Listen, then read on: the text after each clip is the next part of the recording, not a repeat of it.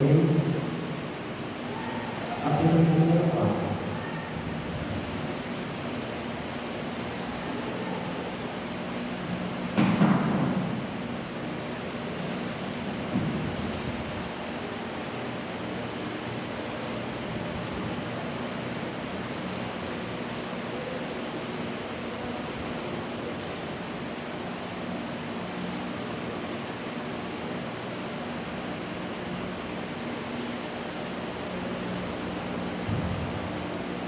Vamos ler o versículo 1 até o versículo 7.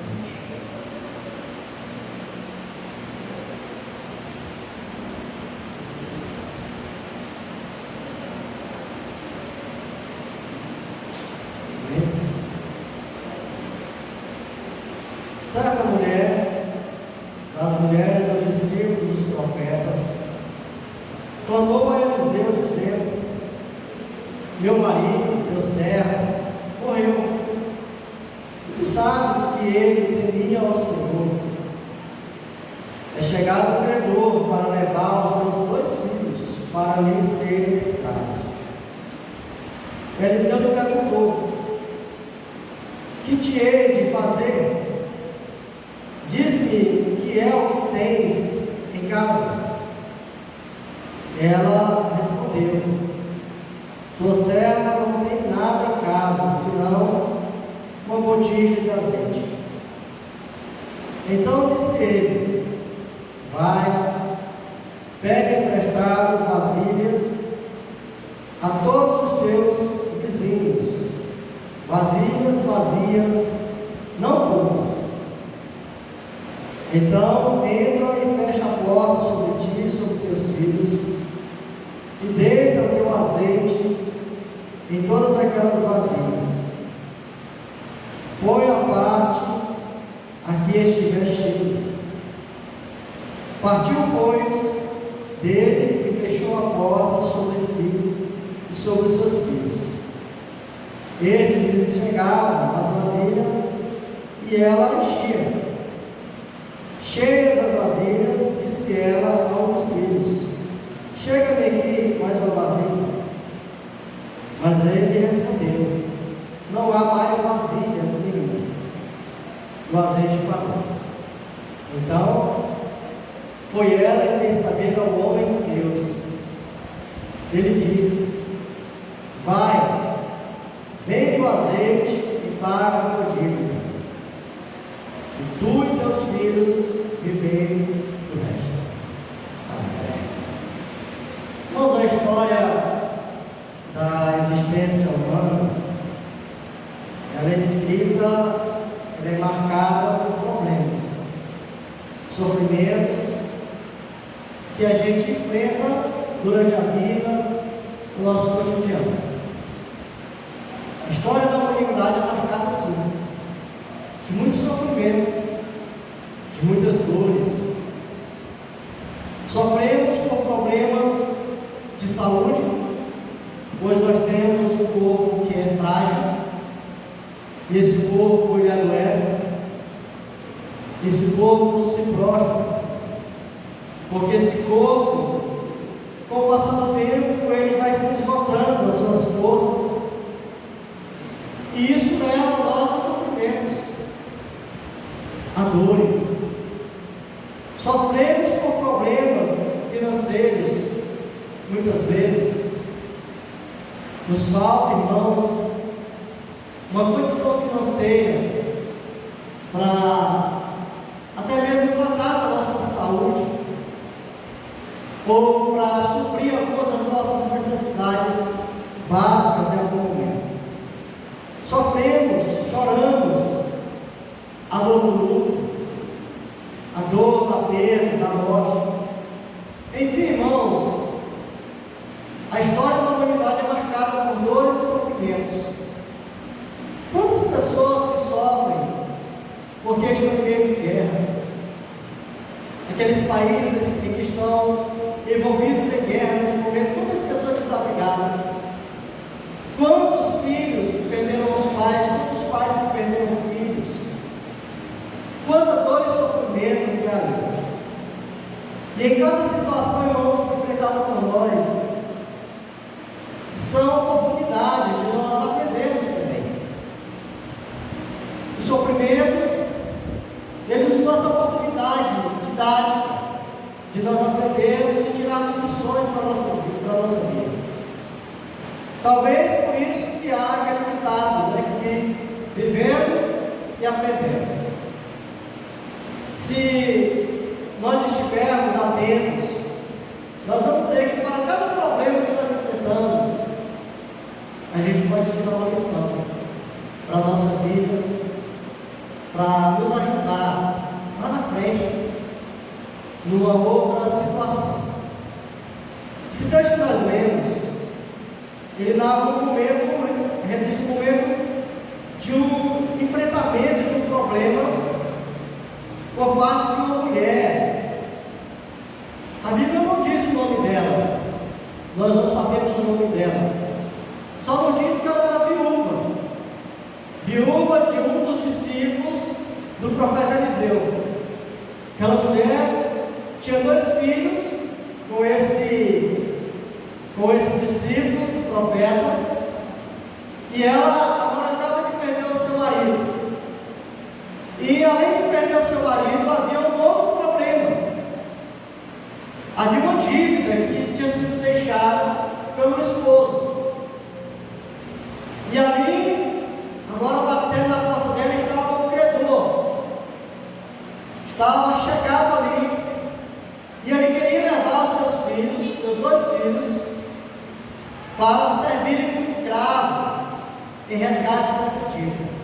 Pois havia uma lei que amparava os credores dessa forma. Então aquela mulher se vê com esse problema tão difícil, a mulher que estava enfrentando o luto do seu esposo, e ela estava num perigo ali iminente de perder os seus 2 filhos, que era a sua esperança para cuidar dela na sua velhice durante toda a sua vida. Então, o que ela faz? Ela vai até o profeta Eliseu com essa pauta, desse problema, dessa dívida que havia sido deixada pelo seu esposo, que ela não tinha condição de pagar, e que aqueles a quem a dívida foi feita, eles queriam receber essa dívida, levando os seus 2 filhos para servirem de escravo. Então Eliseu perguntou: como eu posso lhe ajudar? O que você tem em casa? E aquela mulher disse que tinha uma botija, uma pequena botija de azeite. Então Eliseu começa a dar orientações para aquela mulher sobre o que ela deveria fazer. Ela deveria ir até a casa dos seus vizinhos, amigos, parentes, pegar vasilhas emprestadas, muitas vasilhas emprestadas, vazias, e levar para dentro da sua casa e depois fechar a porta. E deixar que Deus iria agir e fazer um grande milagre ali na vida daquela mulher. Então ela segue à risca a orientação do profeta e enfrenta o seu problema, procurando obedecer o que Deus tinha colocado no coração daquele profeta para falar àquela mulher, e dando a ela lições de vida, e deixando como exemplo também para nós hoje, uma lição de vida. Então, irmãos, vamos meditar nesse texto aqui, que é tão conhecido. Como enfrentar problemas obedecendo a palavra de Deus. Primeiro, enfrentando problemas, irmãos, e tirando lições para a nossa vida, nós aprendemos que a fé, ela não nos isenta de problemas. Nós temos visto ao longo do tempo, dos anos, principalmente aqueles pregadores das igrejas neopentecostais, que pregam bênçãos e mais bênçãos,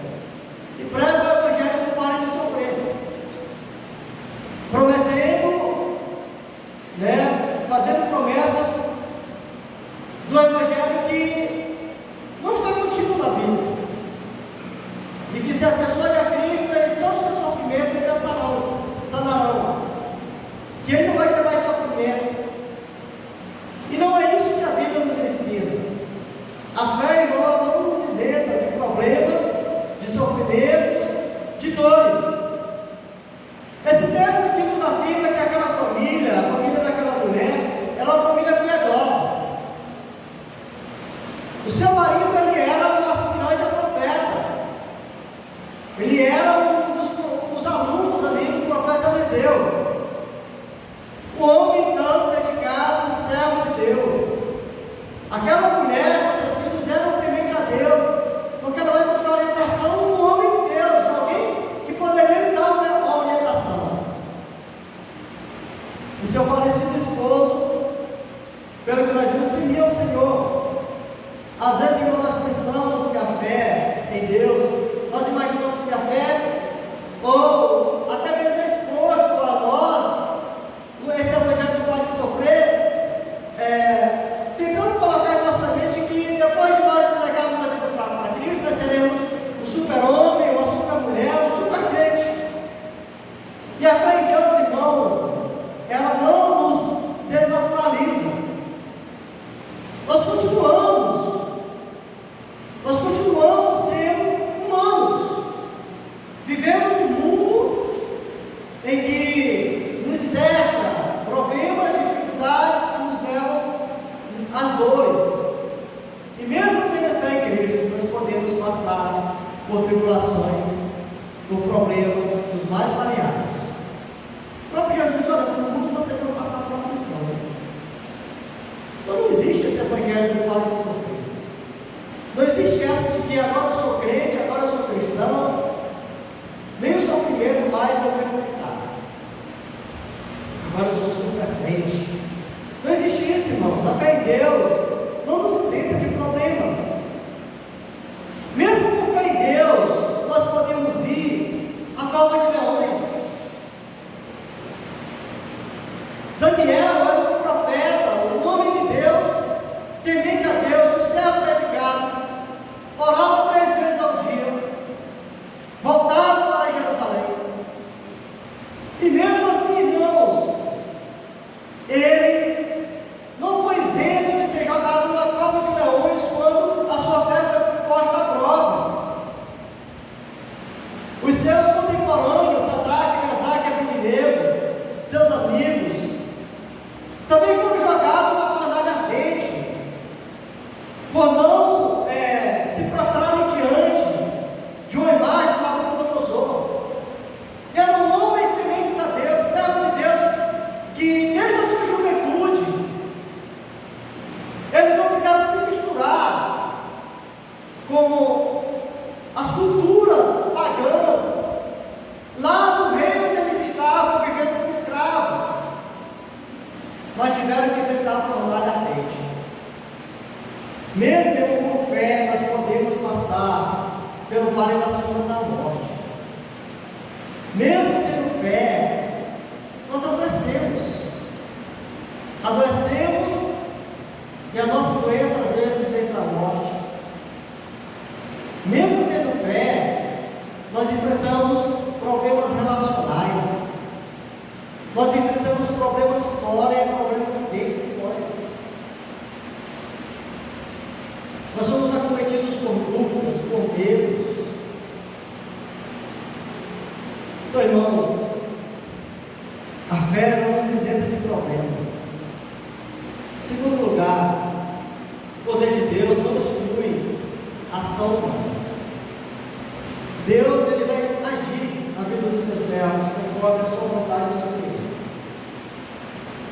Mas não é porque nós temos fé em Deus que nós não vamos fazer nada quando os problemas surgirem diante de nós. Aquela mulher é uma serva de Deus, mas aquela mulher vai buscar a orientação de Deus. Aquela mulher não fica parada e ela vai até Eliseu, e a atitude dela, quando ela ouve o conselho de Eliseu, foi de obediência, foi de obedecer. Mesmo diante do impossível, nós olhos humanos, Ela acreditou que o impossível poderia acontecer. Isso é exercitar a fé. Isso é colocar a fé em prática. É quando nós cremos que o impossível pode acontecer. Ela acreditou, irmãos, na palavra que Deus deu a ela por intermédio do profeta. Quando ele diz: olha, vai lá, pegue vasilhas emprestadas das suas vizinhas, vá lá e comece a encher essas vasilhas com aquele pouco azeite que você tem na sua casa. Aquela mulher não duvida. Aquela mulher, irmãos, ela não faz uma contra-palavra. Ela não murmura, ela não reclama, ela obedece. Ela vai para a sua casa, ela pega vasilhas emprestadas, manda seus filhos buscar vasilhas com os vizinhos, enche sua casa de vasilhas, fecha a porta e começa a derramar aquele azeite, e vê que aquele azeite está se multiplicando. Ela obedece. Precisamos, irmãos, crermos na palavra de Deus, mesmo que a situação pareça irreversível. Nós precisamos continuar orando por aqueles que estão enfermos, mesmo que pareça irreversível, sabendo que o que vai prevalecer é a vontade de Deus. Nós precisamos orar. Nós precisamos, irmãos, orar mesmo quando humanamente parece impossível acontecer tal coisa. Precisamos orar. Mesmo quando nós olhamos para a vida de alguém que você sempre parece que não tem jeito, humanamente olhando, não há jeito para essa pessoa, não há uma mudança, uma transformação nesse coração, nessa vida. Nós precisamos continuar crendo. Nosso dever é crer e o resto é cumprir. A mulher creu e ela teve que fazer alguma coisa, porque fé e ação andam juntos. Fé e ação andam de mãos dadas. Fé e obras são inseparáveis. São as obras que vão testificar a nossa fé. E as nossas obras sem fé são mortas. Aquela mulher tinha fé. E o que deu vida à sua fé foi a obediência à palavra. Nós precisamos, irmãos, seguir esse exemplo. No caso, a mulher pega vasilhas emprestadas dos seus vizinhos. Ela começa a entregar vasilhas. Ela fecha a porta. Igual o profeta havia falado. Ela pega o azeite e começa a derramar. Ela poderia pensar: essa loucura daquele profeta. Ele vem com um problema desse, na iminência de perder os meus filhos, e vem com essa conversa. Onde que esse pouco de azeite vai dar para encher essas vasilhas? Mas não, irmãos, ela obedece. E ela começa a derramar, e as vasilhas vão enchendo. Irmãos, o poder de Deus não exclui a atitude que devemos tomar em direção à solução dos problemas. É preciso agir. É preciso agir. A inércia, ela é inimiga de milagres. Até mesmo, irmãos, milagres, eles surgiram de um ponto de partida físico, ou de uma atitude, ou seja, o milagre, ele não surge do nada, do vazio, a não ser o milagre da criação, quando Deus criou todas as coisas do nada. Mas Jesus multiplicou os pães, de pães e peixes que ali havia, e houve um milagre para alimentar 20 mil homens, ou 5 mil homens, com suas mulheres e crianças ali, cerca de 20 mil pessoas.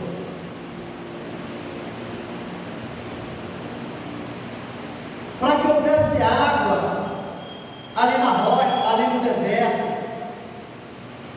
Moisés teve que bater naquela rocha, falar naquela rocha.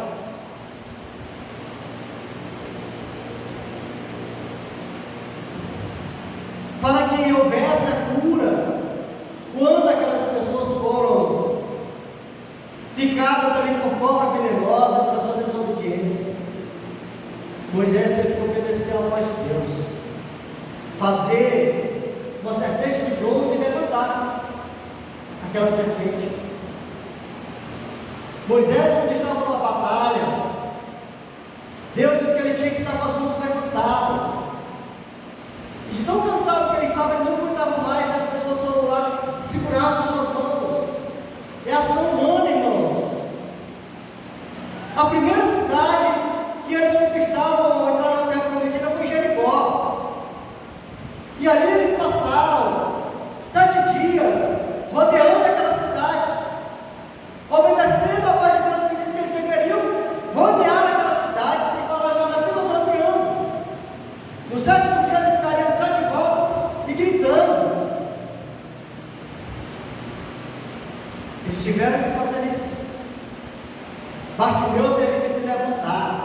ir até Jesus para receber o seu milagre.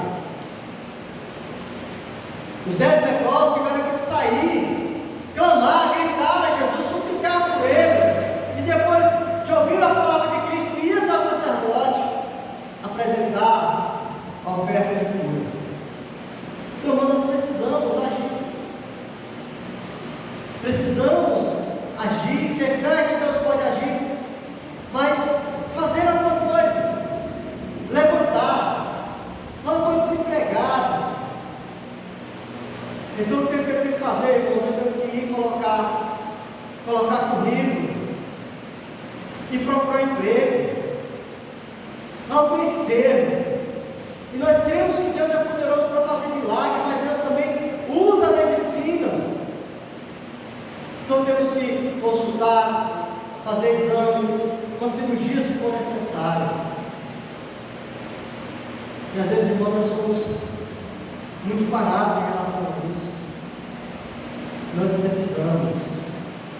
precisamos agir para ver o milagre acontecer. Eu quero que pessoas se convertam, mas temos que levar a palavra, temos que dobrar os joelhos e orar por essas pessoas.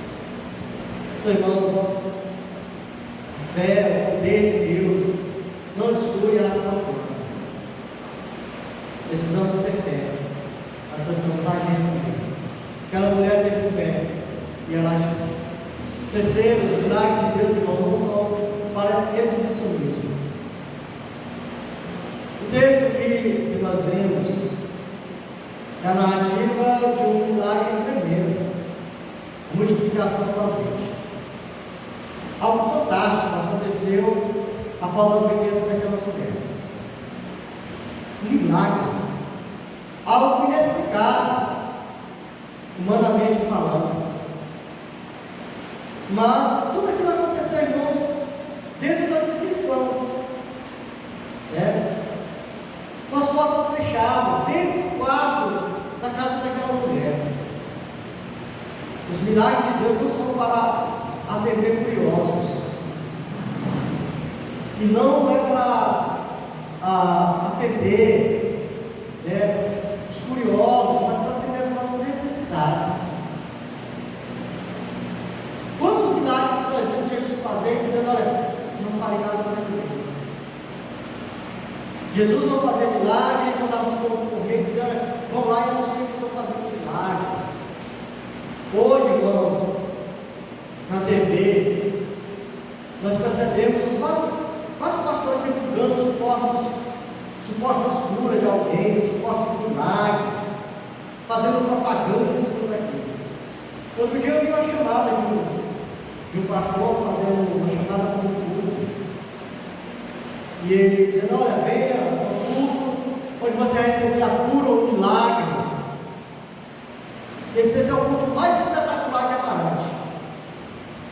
Então, um culto espetacular, um culto espetacular. Você vai fazer espetáculo? É um culto para fazer espetáculo.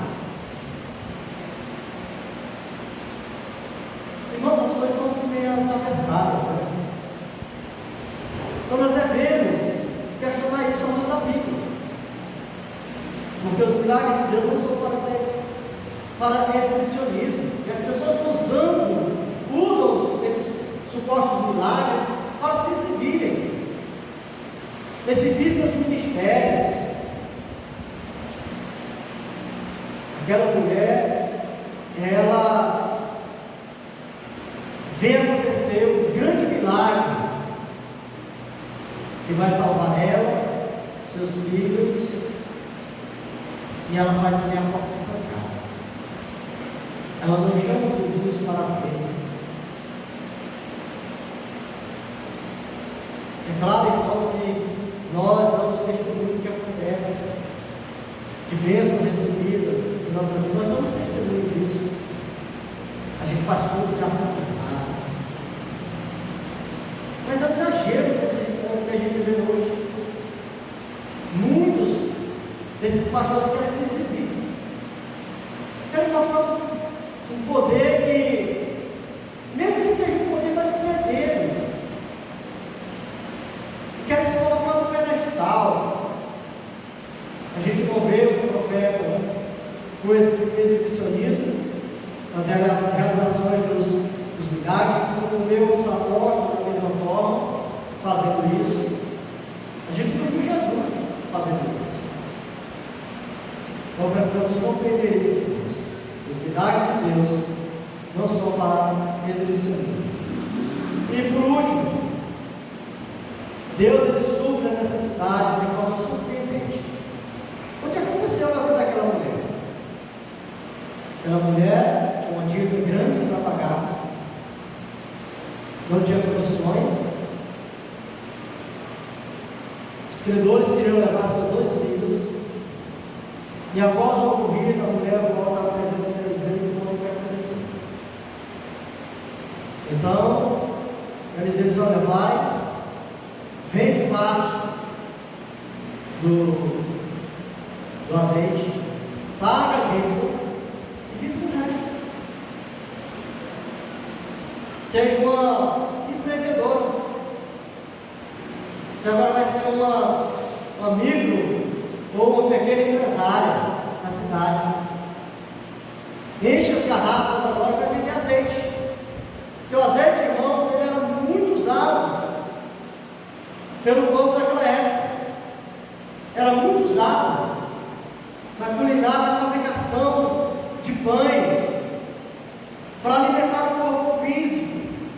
Era muito usado na medicina, para curar enfermidades, na unção de profetas, de sacerdotes. Era tanto usado na área física quanto espiritual. E aquela mulher, ela experimentou esse milagre. Deus disse: olha, agora você vai, vende metade, paga a dívida e vive do resto. Quando Deus age, irmãos, ele age de forma surpreendente, suprindo todas as necessidades. Não é a maior necessidade do homem dele. A gente tem muita necessidade. Muita gente tem necessidade de uma casa própria, alguns de trabalho, outros de uma saúde melhor, alguns têm necessidade de um conforto melhor, de um transporte. São necessidades que todos nós temos, todos os humanos têm. E a gente deve trabalhar, correr atrás, para a gente ter essas necessidades supridas com a graça de Deus. Mas a maior necessidade, irmão, do ser humano é de perdão dos seus pecados, é de reconciliação com Deus. Porque o homem tem uma dívida diante de Deus que ele não pode pagar. O homem, por causa do pecado, ele se tornou um devedor diante de Deus. Ele não tem condições de pagar essa dívida pelas suas obras, pelo que ele é, pelo que ele faz. Mas Deus, irmãos, ele trouxe a solução. A Bíblia diz que Deus enviou o seu Filho ao mundo para que todo aquele que nele crê não pereça, mas tenha a vida eterna. A Bíblia diz que crendo em Cristo nós temos vida. Os nossos pecados são perdoados. Nós somos reconciliados com Deus. E nós temos vida eterna. O que mais o ser humano quer nesse mundo é viver. Todo mundo quer viver. Luta por isso. Está doente, procura um remédio, tratamento. Mas a vida que Deus tem para nós, irmãos, é vida eterna. É vida eterna, é superior a essa vida aqui. Essa vida é apenas um frascozinho cheio de azeite, pouco, que pode acabar a qualquer momento. Mas a vida que Deus tem para nós é uma vida abundante, que não se acaba, é eterna.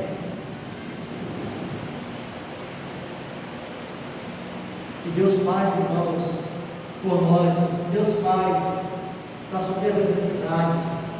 Surpreende. É surpreendente ver Deus amando o mundo cheio de homens pecadores, amando esse homem pecador, cheio de maldade no seu coração, e ele enviou o seu filho para pagar a dívida que ele não tinha condição de pagar, para reconciliar Deus com o homem, fazer desse homem inimigo de Deus, agora filho de Deus e herdeiro. Portanto, irmãos, que Deus os abençoe. Se você estiver numa situação semelhante a essa mulher,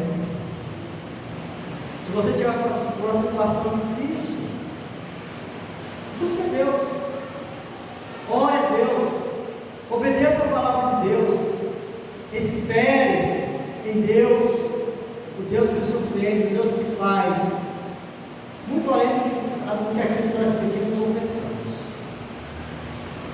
Aquela mulher foi pedir, talvez, que o profeta pagasse a dívida, desse algum dinheiro, para pagar a dívida, ajudar a pagar e livrar seus filhos. Deus fez muito mais. Ela pagou as dívidas e ainda viveu no resto, começou a ser um vendedor de azeite, um empreendedor. Deus abençoe, irmãos, a termos fé, que possamos colocar essa fé na prática com a obediência da palavra do Senhor. Amém. Senhor Deus, obrigado pela tua santa